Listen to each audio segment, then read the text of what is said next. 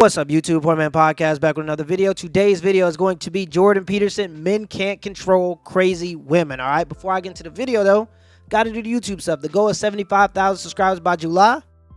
It's a crazy goal. It's a big goal, but it's my goal. All right, the only way I'm going to get to my goal is if you give me the HBO special. Do you know what the HBO special is? That's the Help a Brother Out special. All right, so go on and help a brother out. Hit the like and the subscribe button for more content. I'm going to give y'all a second to do that. All right, now let's get to the video. Jordan Peterson, Men Can't Control Crazy Women. Let's see what he got to say.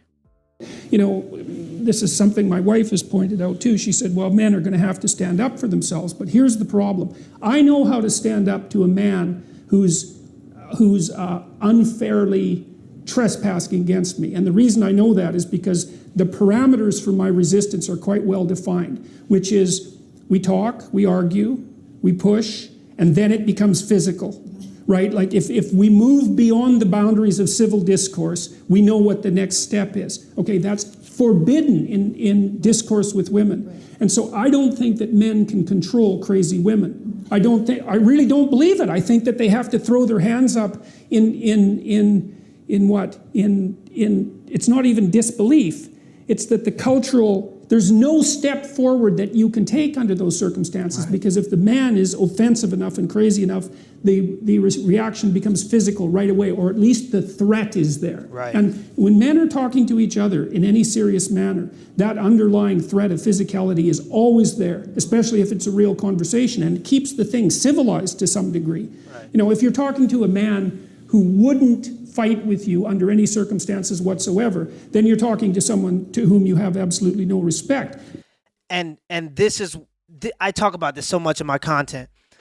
Men are forced to, when we interact with other men, we're forced to have a certain level of respect, or we understand where it's gonna go. Okay, we understand that if we get to the point where things become heated, the potential for it to get physical is much higher. Okay, so we, for the most part, with the exception of a few assholes, all right, they're gonna exist. With the exception of a few assholes, men conduct themselves in a respectable manner because they understand things could get violent. It could get physical very quickly. But for women and men, when we begin to, you know, mix and mingle, all right, especially at college age, because men want to have sex with women. All right, because men want to have sex with women, they try to tiptoe around hot topic issues to not offend women.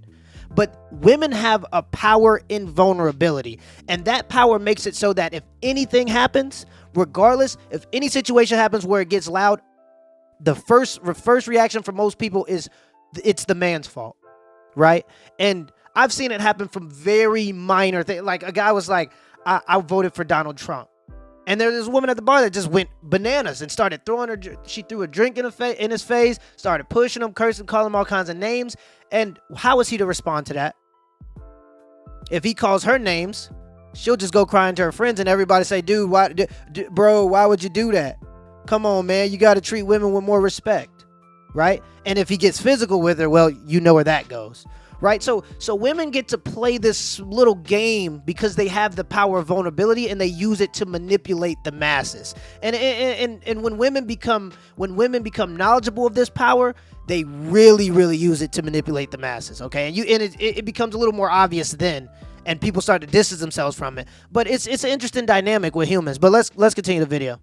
But I can't see any way. For example, there's a woman in Toronto who's been organizing this movement, let's say, against me and some other people who are going to do a free speech event, and she managed to organize quite effectively, and she's quite offensive, you might say. She compared us to Nazis, for example, which, you know, publicly, using the swastika, which wasn't really something I was all that fond of. But I'm defenseless against that kind of female insanity, because the techniques that I would use against a man who was employing those tactics are forbidden to me. Right. So I don't know, like, it seems to me that it isn't men that have to stand up and say enough of this, even though that is what they should do. It seems to me that it's same women who have to stand up against their crazy sisters and say, look, enough of that, enough man-hating, enough pathology, enough bringing disgrace on us as a gender. But the problem there, and then I'll stop my little tirade, is that most of the women I know who are sane are busy doing sane things, right? Exactly. They're off, they have their career, they have their family, they're quite occupied, and they don't seem to have the time or maybe even the interest to go after their crazy harpy sisters. And so I don't see any regulating force for that terrible femininity. And it seems to me to be invading the culture and undermining the masculine power of the culture in a way that's, I think, fatal. And this is what I talk about all the time, okay? Let me go ahead and exit out of that. But this is what I talk about all of the time. This power of vulnerability is used to gain more power, and it is because you can't do anything against it. All right. And the same kind of rhetoric is used if you speak up against certain issues. Certain issues you're not allowed to talk about, therefore there will never be a solution for them. For example, if I bring up anything about gay rights, okay, I am automatically a homophobic person. And what that does is it right away, the person who calls me a homophobic person gets a boost, and they suppress my argument because they know that humans are naturally empathetic. And if I'm a homophobic person and they say that, other people will automatically distance themselves from my view. Okay, so it's kind of used, this vulnerable or oppressed mindset is used as a way to get more power sometimes. And it's very interesting because, and I've always found it funny, so many guys are reluctant to use physical force, obviously for good reasons. We're just way bigger and stronger. So we're reluctant to use physical force against women because we see them as vulnerable. And but ignoring that fact, women will say things exist like, you know, the R word culture. All right. They'll say words like the R word culture, or they'll say men are abusing women en masse, or men are harassing women en masse. And I try to tell people that believe that, do you truly believe that? Because if men really wanted to hurt women, there's nothing women could do about it. That plus hundreds of millions of men throughout history have went to war, fought, and died on the battlefield to protect women and children. So basically, society is created to protect the vulnerable, okay? That's what civilization is for. It's to protect the vulnerable people in that civilization, okay? So it's this weird dance. I just hate when people have the mentality that men are out to hurt women and this. And another thing, too, because at the end he did talk about certain women being able to step to the plate and be able to have a conversation with other women to prevent them from the behavior. The thing about those kind of women, the women that are not participating in the behavior, is they are traditionally more feminine. Okay, they have more feminine qualities. One of those qualities is going to be agreeableness.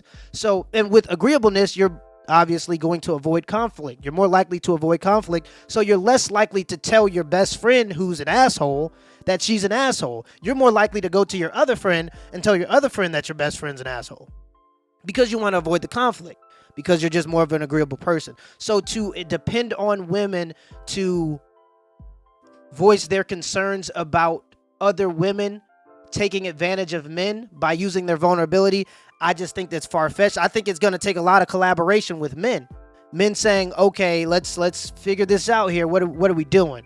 But historically speaking, men haven't been very good at collaborating to gain, you know, in terms of, I mean, look at just what's going on in the court system. We haven't really been banding together to say what's fair and what's not fair, but it is what it is. I just thought that this was a very interesting piece by Jordan Peterson. I wanted to present this to y'all. Till next time.